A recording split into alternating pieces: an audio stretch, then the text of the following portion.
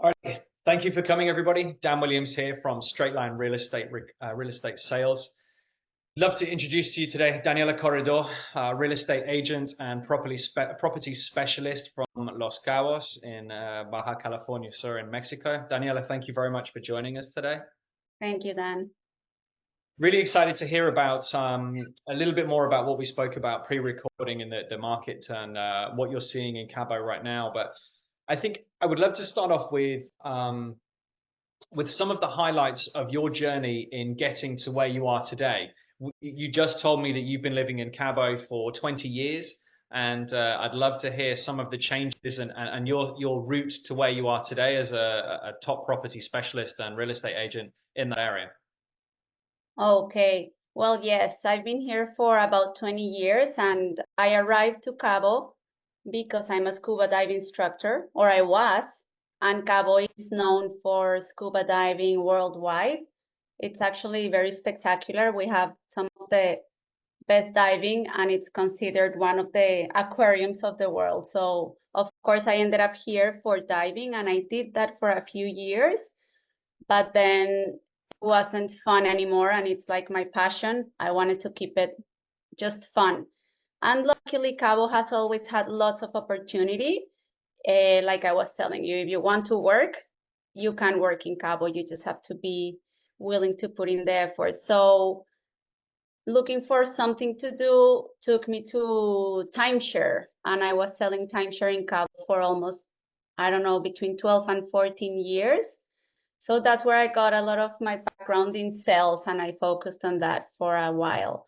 Then as a mom, I took some time off and wanting to go back to work, but having more flexibility. This is when I started in real estate.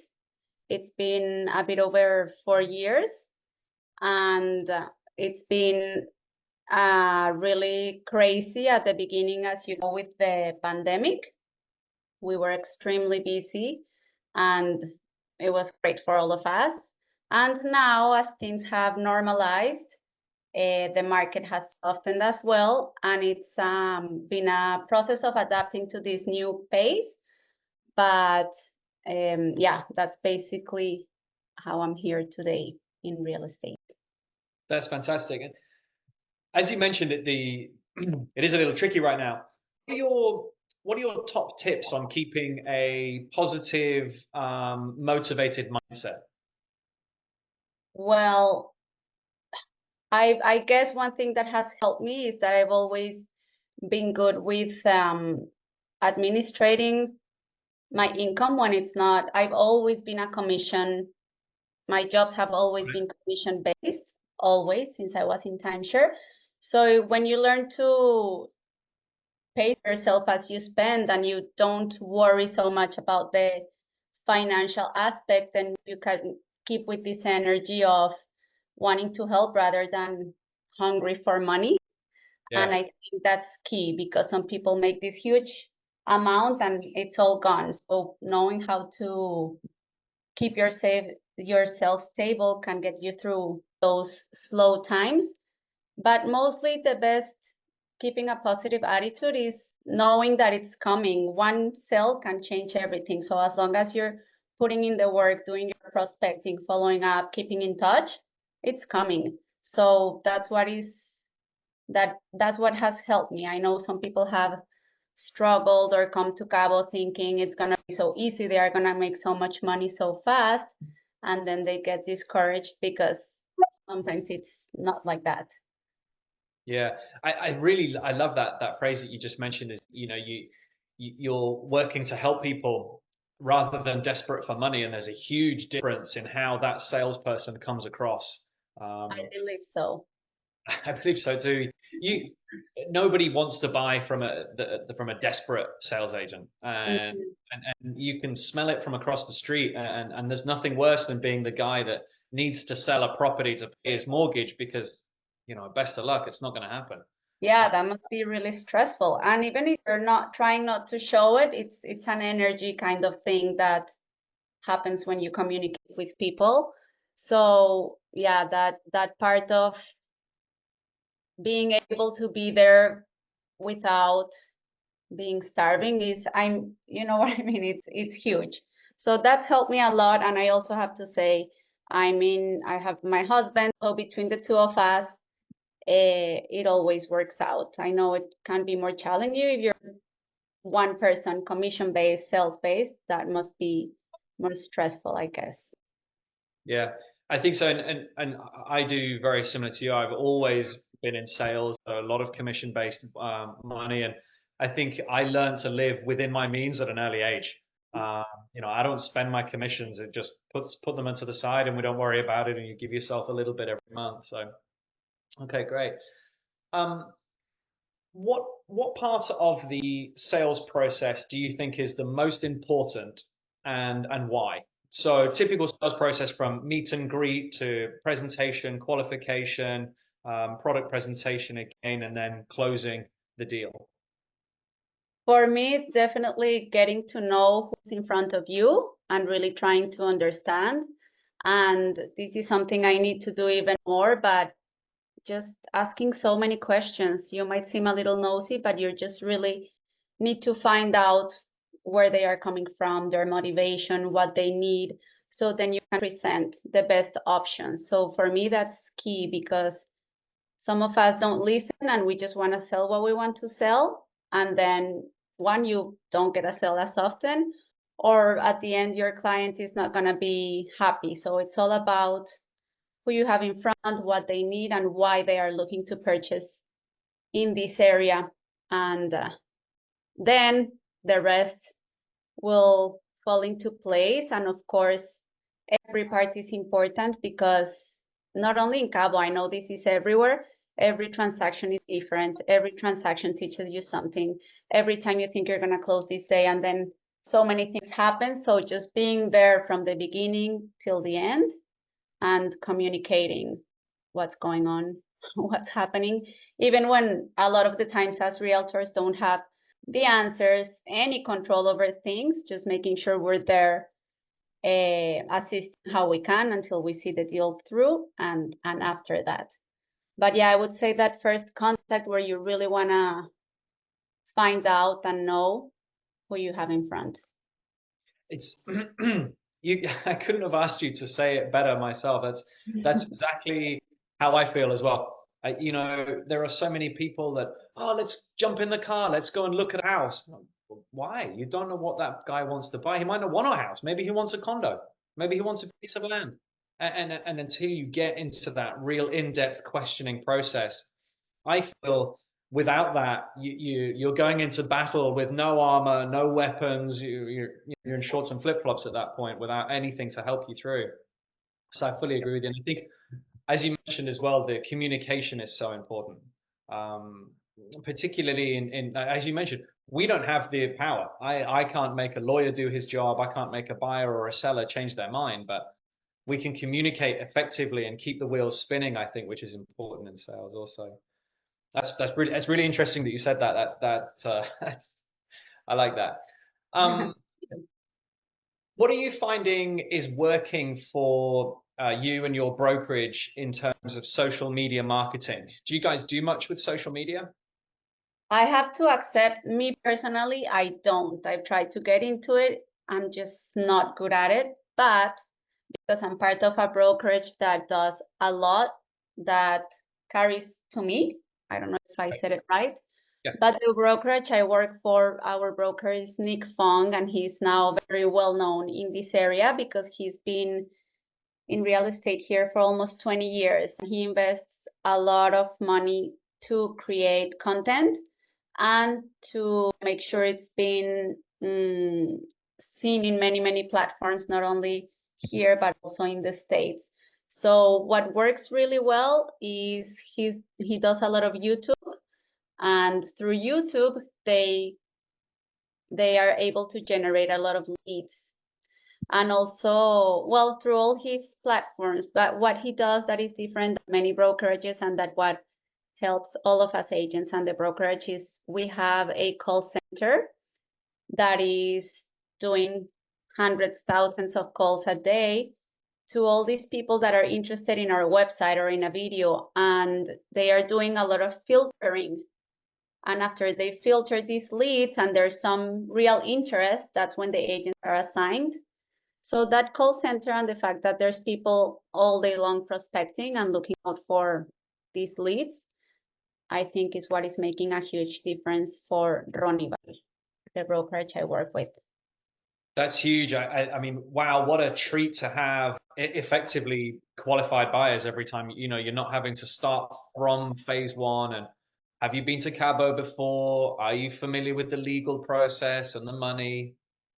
That's huge, actually. That's really, really impressive. It's for us agents, it's amazing because when we receive a lead, there's still a lot of digging up to do, of course, but at least we know it's someone who is actually interested or actively looking to buy. Some of them are still a year from wanting to buy, but at least it's not like going cold on when someone just registers to a website and you start from zero. This Yeah. call center helps us a lot to use our time effectively talking to people that are actually searching for something. That's huge. What an asset that is. And also I think it's really interesting to hear. I'm a big advocate of putting content on YouTube because YouTube is free and you own the client at the end of the day. You don't need to pay a commission or a referral or something like that. And you can really start to build your client base that way. So that's incredible. And I've actually seen some of Nick's work. It's his content's very good actually. It's very He's good. very good. He's doing the YouTube and the podcasts with really interesting real estate related information and Los Cabos related information. So for us agents who are smaller, it's great to have that support or backup system of someone who has been investing in doing this for so long. And also what works for our brokerage is our numbers. We just, as a brokerage, sell a lot here. We have the most transactions, and that gives people this confidence that we can get the job done. So having that backup for an agent is a great asset, like you say. Yeah, I think you guys are doing really good things. It's impressive to see, and for me, one of the impressive things is to see a non global or non-US related brokerage having success. Yeah, What I mean is it's not a Coldwell Banker, a Century 21, a Remax, or a Keller Williams where everybody's familiar with.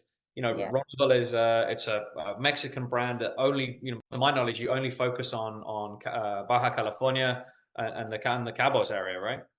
Expanding at the moment, they are getting into other areas of Mexico that are similar market-wise, such as San Miguel de Allende. We both have like high-end clientele looking for specific types of properties. So now there's projects teaming up with Ronival in San Miguel de Allende. But yeah, mostly Baja, and especially from Cabo all the way up north to Loreto. We do have an office in Loreto and some projects there. Interesting. Yeah, that's really, really interesting. He's growing. Uh, Crystal ball time. What are your market predictions for the next 6 months? My market predictions are that after election, we're going to see more buyers. That's the hope. What they say, I'm no expert, is that the interest rates are finally going to drop a little bit in the States. And what's happened before in other election years, regardless of who wins the election, is that uncertainty factor kind of goes away and people are ready to start investing or moving their money again. So for the next 6 months, I do expect or hope to see more buyers here. These things we have, there's properties on the market right now, great opportunities, because since it slowed down, sellers are being more flexible. We're seeing a lot more negotiation than we did the last few years, which is great for buyers. So for the next 6 months, more buyers in Cabo is what we're all hoping will happen. Yeah, and so reading between the lines, are you saying that now is a really good time to get a deal? Yes. Yes, right now there's way more flexibility and I've seen it. I've seen people throw me offers that I'm like, there's no way. And sellers, okay, like they negotiate more. They know it's not the same market as it was before, where you didn't need to counter, or where even offers without contingencies were being presented, many offers at a time. Now, yes, there's more flexibility from the sellers to the buyers. So it's a good time to get a better deal. Okay, good to know. Maybe not so much right now because of, as we've mentioned, the market is a little bit slower, but maybe tell me some of the tactics that you used in 2022, 2023 when things were hectic and it was busy. What were your tactics to maintain a work-life balance and avoid burnout? That's a great question, because that's where I was struggling the most. It was hard, but my main tactic, and this is actually simple and it was Nick's advice, I just hired help. So we could divide and conquer, So I was focusing more on my prospecting, on following up, but this other person was helping me on the kind of operation of my closings, following up with the closing attorney, and all these kinds of things, sending, even drafting the offers, because as agents, we were out there touring all day long and talking to people to actually make the sale. So before I hired this, she was great to help me. I was going a bit crazy. I struggled with time management of an organization. So teaming up with someone definitely made a difference. Interesting. And how did you decide which of your tasks to delegate to your assistant at the time? It was a learning process and a try and error, I think. At the beginning, I asked her to do my prospecting. Sorry. It's okay.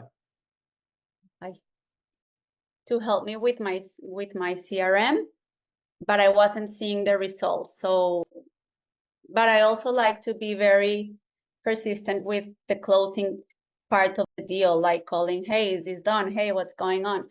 But at the end, I realized that where I needed to be more present was in the communication for prospecting and creating the sale, more than the other following up things after the sale. So that's where she was helping me more. Really interesting to hear that. Really interesting. And I think that that's great. And that again, it goes, I suppose, demonstrates the difference in salespeople, because people don't always delegate the same things. So I would take on some of the things that I like to do and that I'm good at, which will be different to you. And obviously, you pay somebody to come in and do the things that they're good at that are Yeah. different to me. So that's really interesting. Good. And how incredible is it to have someone helping you on your team? It just makes life so much easier. So much easier. And to be honest, for the last few months, I haven't feel the need. And this person had to move. She moved to Vallarta, so she kind of left me, but it was like a good transition, because it was when the market slowed down and I was gonna go, I was traveling with my family. But back then, 2022, 2021, 22, 23 at the beginning, it was huge to have someone helping me. Yeah, and I'm sure we felt similar about this at the time. But when you hire that person, you're thinking you kind of almost feel a little bit of a imposter syndrome. You think, do I need a team? Am I kind of thinking that I'm bigger than I am? And then the minute you put that person in, you think, man, I should have done this 6 months ago. See, see. And then you think, I should be able to do all this, but at what cost? Like I said, I like to spend time with my family. I have kids, so it was worth it. Of course, it took a portion of my earnings. I would do it all over again, because it gave me time for myself. Just, you can't do it all when things get too busy. So I think it was a really good advice from Nick. He saw that I was drowning a little bit, Yeah. and he was telling me in our coaching sessions, hire someone. But I was like you said, what am I gonna know? But then it did make a a big difference. And yeah, it was a great advice. Perfect. That's awesome. Um, how, what would you describe as your biggest success in sales? That doesn't have to be the biggest property that you've sold. A lot of the time it isn't, but it may be. So what would you say is your biggest success in real estate to date? That's a good question. When you asked that, one person came to mind. Like you said, it wasn't the biggest sell, but it was this 70-year-old lady that she was really kind and generous. She had worked all her life. I think it was, I don't remember, but Walmart or a big place in the States, and she was all about helping people and being in the union, and she was just kind, and she was done with living in Chicago. She was cold. She was, and she wanted to move here, but she wanted a one-story house with space, and we looked all over Cabo, and with her budget, it wasn't just feasible. And so we drove a few times to La Paz, and we found a sweet little house in an area called El Centenario, which is developing up and coming area, just like 15 minutes outside of downtown La Paz. And we found her a great little house in a really nice community. So everything she wanted for that budget. And that was a great story because she was so happy in that house. So yeah. Congrats. That it feels so good to put people in homes, the right person in the right home, and it feels good, you know, and it's nice to have that. Yeah, she was happy. That's amazing. Um, what what do you know now about being in sales that you wish you knew when you first started in sales back in the days when you were pushing timeshares or whatever your first role was? Mm, what do I know now? I guess it has to do with what I said before, that it's always coming at the beginning when you haven't been in sales or in a type of job where you don't have the consistency of a paycheck, and where when you go through a rough patch, it's really just hard to see the light at the end of the tunnel.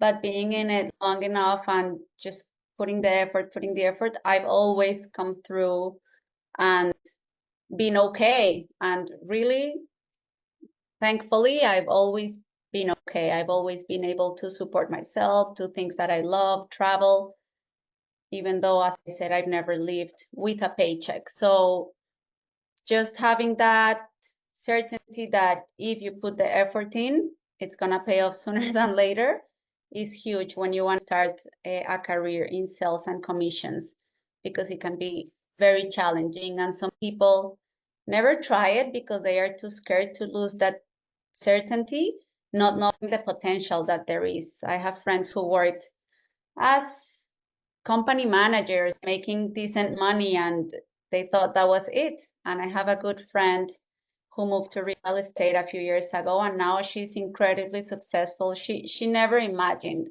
that was possible, you know? So yeah, knowing that if you put in the effort, it's gonna come. But again, you need to be patient and be responsible too. Yeah, not like you said, not the last thing you do is spend all your commission money. And all your commission money. Because sometimes it seems like it came easy and you go boom, and then it can take a while. So yeah.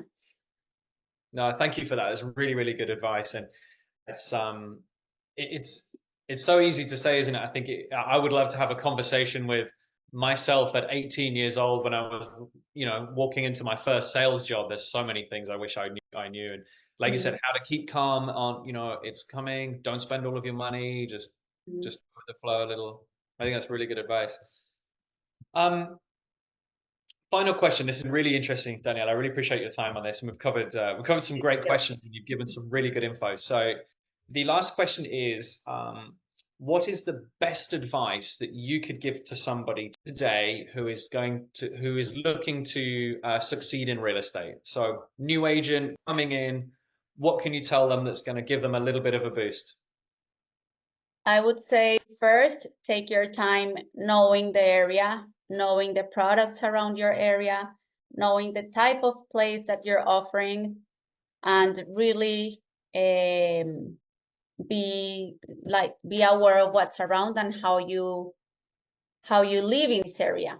Because like I said at the beginning, some people move to Cabo never knowing that there are some water issues, or that doing a normal procedure that in the States is different and more organized here might take you a few weeks.